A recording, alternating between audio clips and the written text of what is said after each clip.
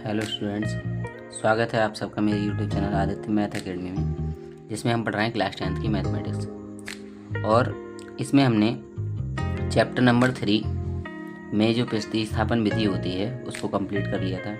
और आज हम चैप्टर नंबर 3 की एक्सरसाइज नंबर 3.2 पढ़ेंगे, जिसमें हमें रैखिक समीकरण युग्म को प्रतिस्थापन विधि से सॉल्व करना होगा।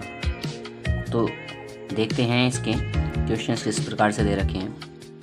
तो इसमें पहला क्वेश्चन दे रखा है, निम्न रैखिक समीकरण युग्म को प्रतिस्थापन विधि से हल कीजिए। और इस क्वेश्चन में हमारे लिए 6 क्वेश्चन दे रखे हैं, जिनके लिए हम 1 बाय 1 सॉल्व करेंगे।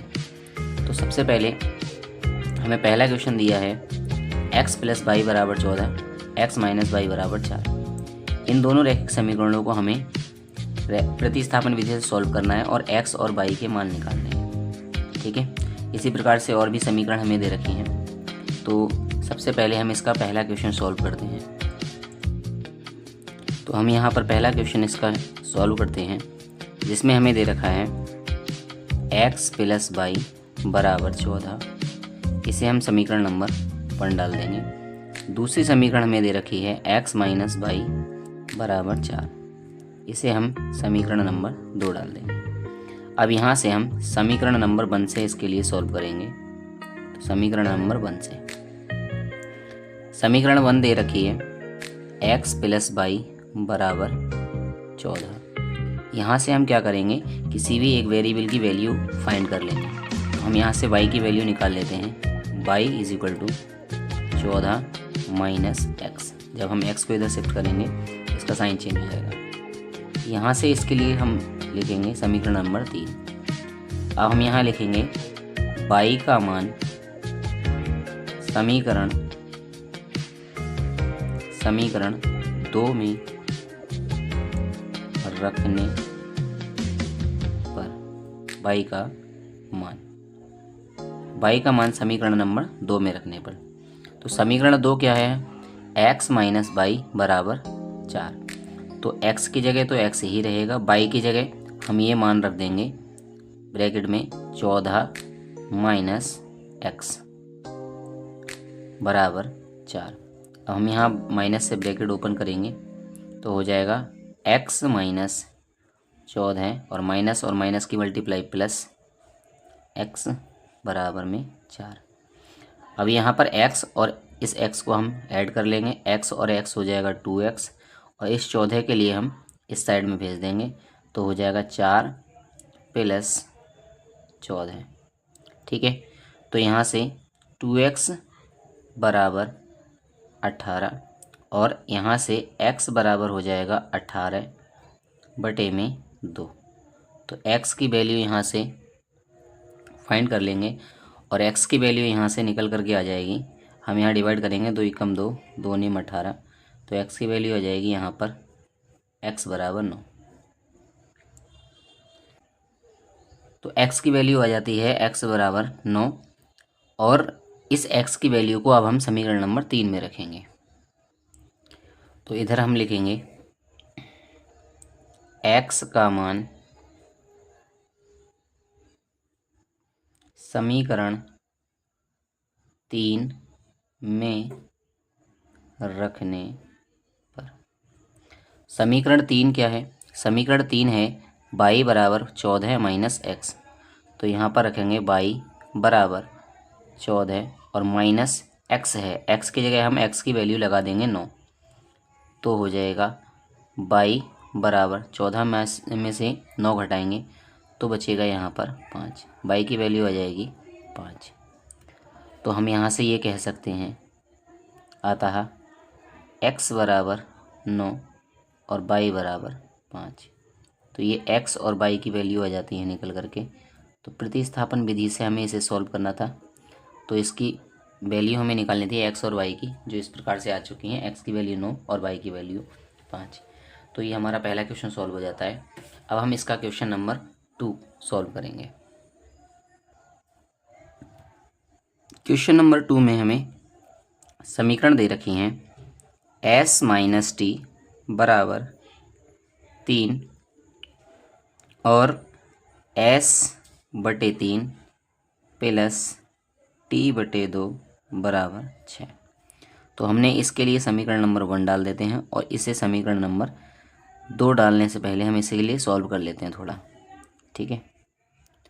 या हम यहाँ से क्या काम करते हैं, इसे समीकरण नंबर 2 डाल देते हैं। तो समीकरण नंबर 1 से हम यहाँ से एक वेरिएबल की वैल्यू फाइंड कर लेंगे। तो यहाँ से टी को इधर भेज देंगे, तो एस की वैल्यू हम यहाँ से निकालेंगे 3 प्लस टी और इसे डाल देंगे समीकरण नंबर 3। हम यहाँ से लिखेंगे एस का मान समीकरण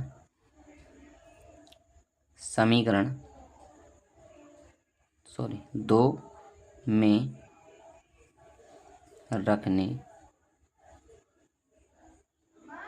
रखने पर, ठीक है। तो अब समीकरण नंबर 2 क्या है, समीकरण नंबर 2 है s/3 प्लस टी बटे 2 बराबर 6। तो s की जगह हम इसकी वैल्यू लगा देंगे।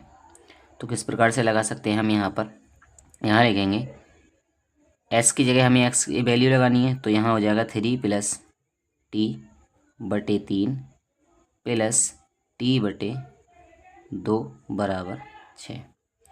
तो यहाँ से हम क्या काम करते हैं, यहाँ से हम एलसीएम ले लेते हैं। 3 और 2 का एलसीएम हो जाएगा 6 और फिर उसके बाद क्रॉस मल्टीप्लाई करेंगे तो 2 3 6 प्लस 2 की टी के साथ में मल्टीप्लाई करेंगे तो 2t प्लस 3 की मल्टीप्लाई इसके साथ होगी तो 3t बराबर हो जाएगा 6, ठीक है। अब इस बटे वाले 6 को हम इस साइड में भेज देंगे। तो हमने ये समीकरण लिख ली है। तो यहाँ से इस 6 को हम बराबर के इस साइड में भेज देंगे। तो यहाँ से हो जाएगा 6 प्लस और ये 2t और ये 3t, इन दोनों को ऐड कर लेंगे तो हो जाएगा 5t इज इक्वल टू यहाँ पर 6 गुणा 6। तो यहाँ से 5t plus 6 is equal to हो जाएगा 36। यहाँ से इस साइड में 6 को भेज देंगे तो हो जाएगा 5t is equal to 36 minus 6। तो 5t इज इक्वल टू आ जाएगा 30। यहाँ से t को जब बटे में भेज देंगे तो 30 बटे हो जाएगा 5। यहाँ से t बराबर आ जाएगा 6। तो इस प्रकार से इस t की वैल्यू आ जाती है 6। अब इस t का मान समीकरण नंबर 3 में लगाएंगे। तो यहाँ से हम लिख सकते हैं t का मान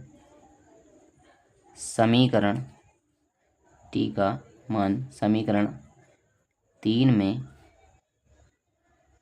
रखने पर।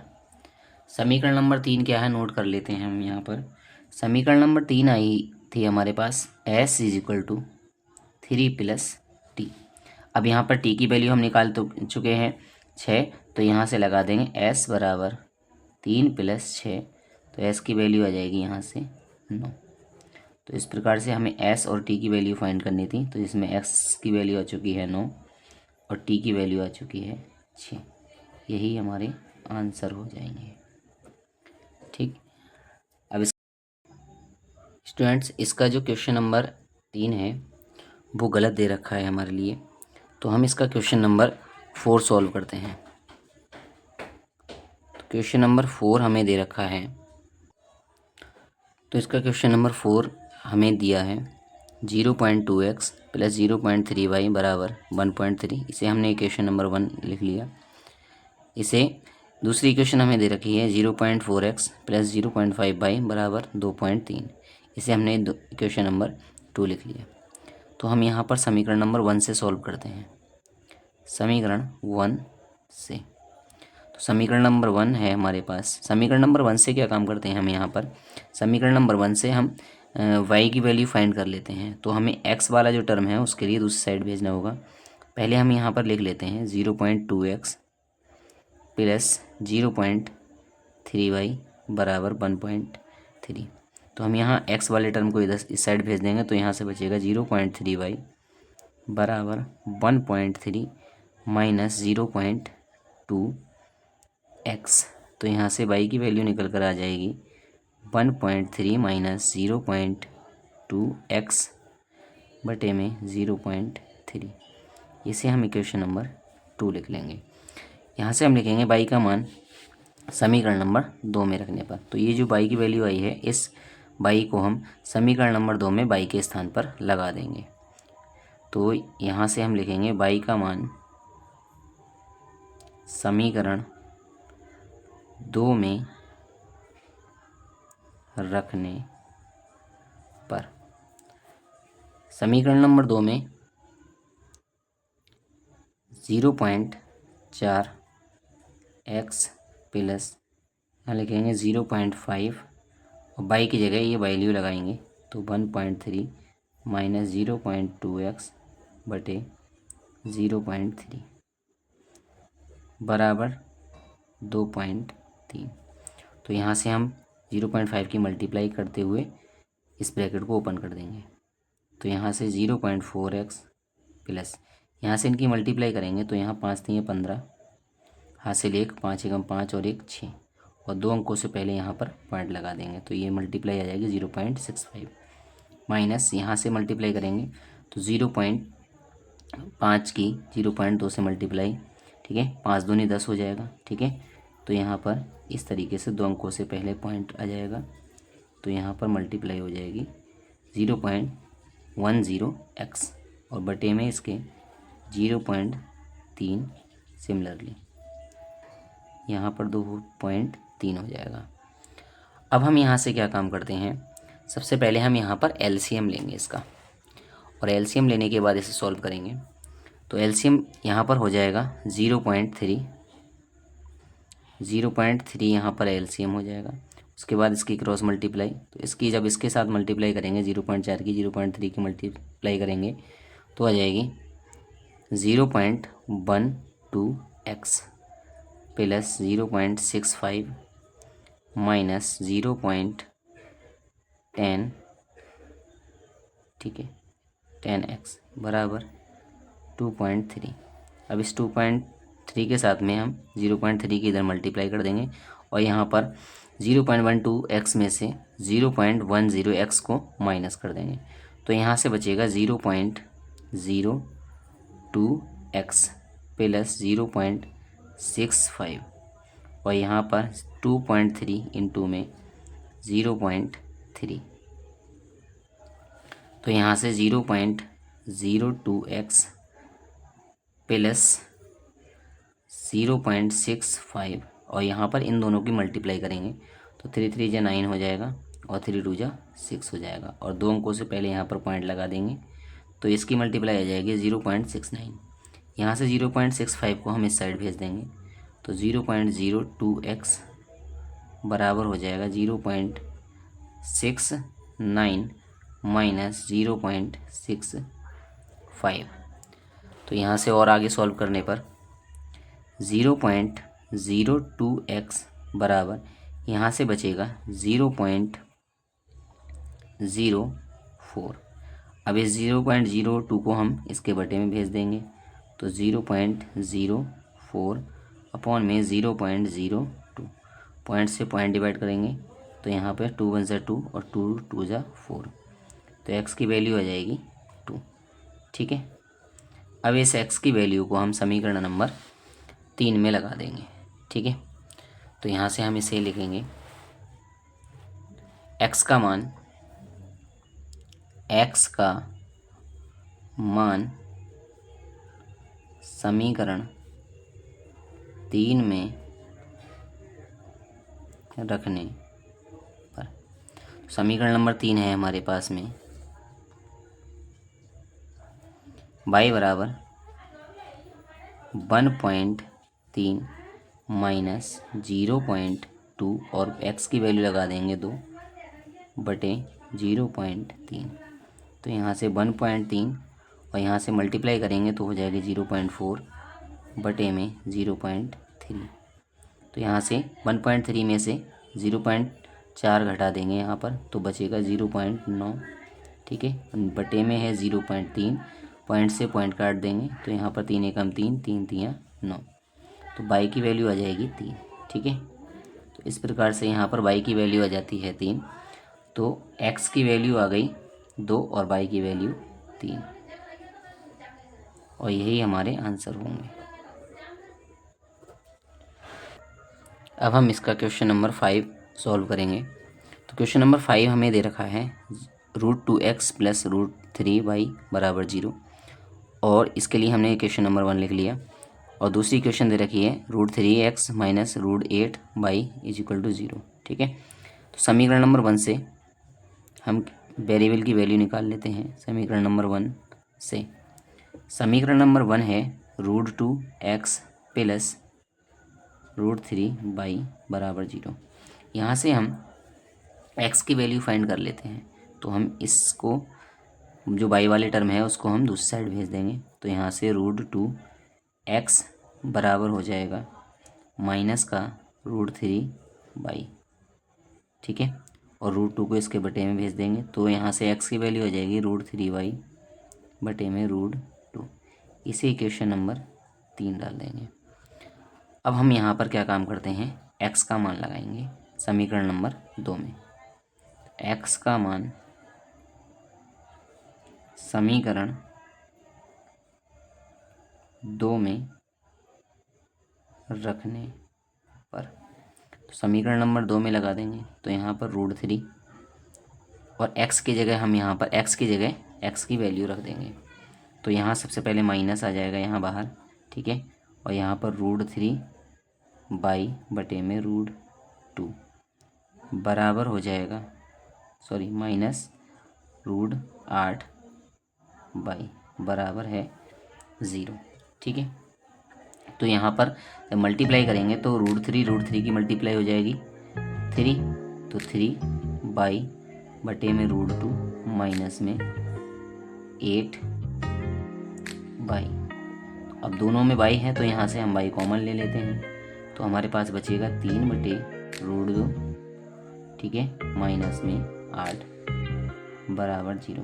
इस पूरी टर्म को हम इसका साथ 0 में भेज देंगे। तो y की वैल्यू यहाँ से आ जाएगी निकल करके 0। अब इस y का मान समीकरण नंबर जब 3 में लगाएंगे तो क्या होगा, यहाँ हम लिखेंगे y का मान समीकरण 3 में रखने पर। तो x का मान आया था समीकरण नंबर 3 क्या थी, पहले हम यहाँ नोट कर लेते हैं, -3y बटे 2। ठीक है, तो यहाँ से y का मान 0 आया था, तो हम यहाँ लगा देंगे √3 बटे में √2 इंटू में 0। तो x का मान हो जाएगा यहाँ पर 0। ठीक है, तो हम यहाँ से लिख सकते हैं अतः x बराबर 0 और y बराबर 0। यही हमारे आंसर हो जाएंगे। ठीक है, तो अब इस क्वेश्चन नंबर 1 का लास्ट क्वेश्चन है हमारे पास, क्वेश्चन नंबर 6। इसे और सॉल्व करते हैं। तो क्वेश्चन नंबर 6 हमें दे रखा है 3/2 into x minus 5/3 into y बराबर -2। और दूसरी क्वेश्चन दे रखी है हमारे लिए x/3, ठीक है, 3 है, x/3 प्लस y/2 बराबर 13/6। तो यहाँ से हम क्या करते हैं, सबसे पहले इस इक्वेशन को हम इक्वेशन नंबर 1 लिख लेते हैं और इसको हम इक्वेशन नंबर 2 लिख लेते हैं। ठीक है, तो यहाँ से हम क्या करेंगे, सबसे पहले हम यहाँ से x की वैल्यू फाइंड कर लेते हैं। ठीक है, उस x की वैल्यू को हम उसके बाद समीकरण नंबर 2 में पुट कर देंगे। तो यहाँ से इस वाले टर्म को हम दूसरी साइड में भेज देंगे। तो यहाँ से बचेगा 3x/2 बराबर -2। इधर ये टर्म आकर के प्लस की हो जाएगी 5y/3। ठीक है, तो यहाँ से एलसीएम ले लेंगे। 3x/2 बराबर 3 दूनी 6 प्लस 5y बटे में हो जाएगा 3, इसका एलसीएम आ जाएगा। अब हम 2 को इधर मल्टीप्लाई में भेज देंगे और 3 को इसके बटे में भेज देंगे। तो यहाँ से 2 इसके साथ मल्टीप्लाई में हो जाएगा, तो माइनस के 2 छंग 12 और 2 की मल्टीप्लाई जब 5 से करेंगे तो 2 5 ज़ा 10y। और जो ये 3 है इसकी मल्टीप्लाई इसके साथ हो जाएगी, तो यहाँ पर हो जाएगा 9। इसे हम समीकरण नंबर 3 डाल देते हैं। अब x का मान, ये जो x का मान आया है इस मान को उठाकर समीकरण नंबर 2 में लगा देंगे। तो यहाँ पर हम लिखेंगे x का मान समीकरण 2 में रखने पर तो समीकरण नंबर 2 में लगाएंगे ये मान, तो x की जगह लगाएंगे हम यहाँ पर। सबसे पहले समीकरण नंबर 2 लिख लेते हैं हम, x बटे 3 प्लस y बटे 2 बराबर 13। तो यहाँ से सॉल्व कर लेते हैं थोड़ा सा इसके लिए। तो यहाँ पर इनका एलसीएम आ जाएगा 6 और फिर क्रॉस मल्टीप्लाई करेंगे 2x प्लस 3y बराबर 13 बटे 6। यहाँ 6 से 6 कट जाएगा तो बचेगा 2x प्लस 3y बराबर 13। तो यहाँ से हम x का मान लगा देंगे अब। तो यहाँ से x का मान आ जाएगा माइनस का 12 प्लस 10y बटे 9, ठीक है, प्लस 3y बराबर हो जाएगा 13। तो 2 की मल्टीप्लाई कर देंगे अंदर, तो 12 दूनी 24, ठीक है, और यहाँ 10 दूनी 20 y बटे में 9 प्लस 3y बराबर 13। अब यहाँ से क्या करेंगे, यहाँ से एलसीएम लेंगे हम यहाँ पर। तो इसका एलसीएम हो जाएगा 9, फिर क्रॉस मल्टीप्लाई जब हम करेंगे तो यहाँ से माइनस का 24x प्लस में 20y और 9 की मल्टीप्लाई जब इसके साथ होगी तो 9 तियाँ 27y और बराबर में रहेगा 13। इसके बाद जब हम इसे और सॉल्व करेंगे तो हो जाएगा माइनस का 24 और यहाँ से 20y और 27y, यहाँ से हो जाएंगे 47y बटे 9 बराबर 13, ठीक है। तो अब हम यहाँ से क्या करेंगे, इस 9 को हम इसके साथ मल्टीप्लाई में भेज देंगे। तो यहाँ से -24 प्लस 47y, ठीक है, 47y बराबर 13 गुणा 9। तो यहाँ आगे हम सॉल्व करने पर क्या पाते हैं, यहाँ पर हम इसे सॉल्व कर लेते हैं।